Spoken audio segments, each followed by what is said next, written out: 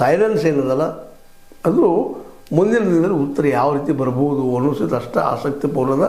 ಆದರೂ ಅವರ ಬೆಂಬಲಿಗರು, ನಮ್ಮ ಡಿ ಕೆ ಶಿ ಬೆಂಬಲಿಗರು 6 ಇಲ್ಲ 9 ತಾರೀಕಿಗೆ ಮುಖ್ಯಮಂತ್ರಿ ಆಗ್ತಾರಾ ಅನ್ನುವಂಥ ಒಂದು ಮಾತುಗಳು ಮಾತಾಡ್ತಾ ಇರ್ತಾರೆ.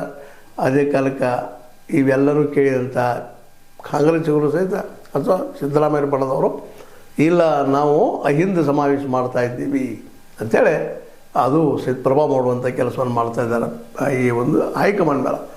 ಈಗೇನದಪ್ಪ ಅತಂತ್ರ ಸ್ಥಿತಿಯಲ್ಲಿ ಹೈಕಮಾಂಡ್ ಅದ, ಯಾರನ್ನು ಉಳಿಸಬೇಕು ಯಾರನ್ನು ಬಿಡಬೇಕು ಅಂತೇಳಿ.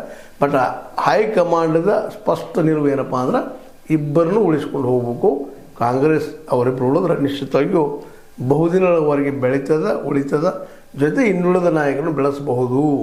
ಈಗಿದ್ದಂಥ ಪ್ಯಾರಾಸೈಟ್ ನಾಯಕರನ್ನು ಒಬ್ಬೊಬ್ಬರಾಗಿ ಹೊರಗಾಕೆ ಹೊಸ ನಾಯಕರು ತರಬಹುದು. ಅದಕ್ಕೆ ಸೇವಾದಳಗಳು ಲಕ್ಷ್ಯ ಹಾಕಿದ್ದಾರೆ.